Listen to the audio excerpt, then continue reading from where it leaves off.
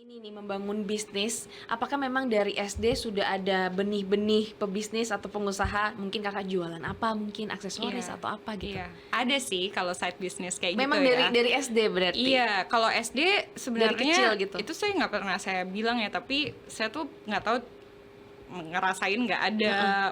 bunga yang dari sedotan, saya sempat Iya, tahu bikin. tahu tahu. Terus SD tuh saya jual-jualin di sekolah Oke. gitu. I think itu jualan pertama saya deh, Jadi bunga dari kreasi sedotan. kreasi bunga itu dijual? Iya, terus bisnis kedua itu sebenarnya SMP ya itu kayak pancake gitu. Jadi kayak bisnis pancake waktu itu zaman pensi-pensi. Terus habis itu kalau ada bazar sekolah gitu biasanya jualan. Jadi lawyer saya launching clothing line. Tapi clothing line itu bisnis serius pertama dengan modal yang lumayan Kayak gitu. Sempat tuh ngerasain pengalaman susahnya handle para penjahit gitu ya, konsumen tuh udah sempet gitu.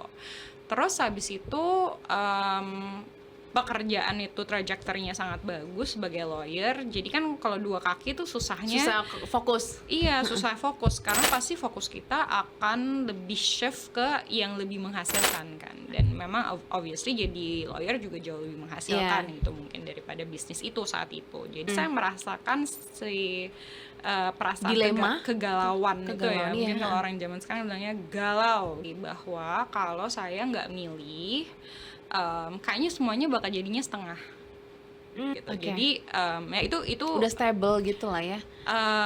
bisnis sih nggak pernah stable ya menurut saya Naik ya turun, gitu. iya, Kayak maksudnya fluktuatif. bisnis kan pasti naik turun gitu. Tapi mungkin lebih banyak yang bantuin kalau saya ngerasanya kayak gitu. Jadi waktu kamu bisa kamu alihin ke yang lain. Fokus Karena kan lain ya. betul, karena kalau disadarin ya semakin bisnis itu besar, pasti top executives itu justru di hire buat taking less decisions. Iya, iya. Tapi each decision itu bigger Betul. gitu. Dampak Kalau- resiko dan lain-lainnya. Betul. Tapi setiap decision again sekali lagi itu pasti lebih besar Iya.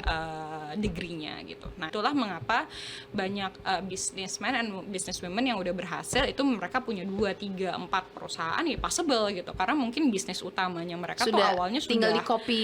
yes gitu. And you kinda know pada saat udah bikin bisnis, oh ternyata bikin bisnis tuh formulanya tahu tuh seperti flow-nya ini lah ya. gitu. Formula, Formulanya ya, seperti betul. ini. Jadi memang bisa direplikasi.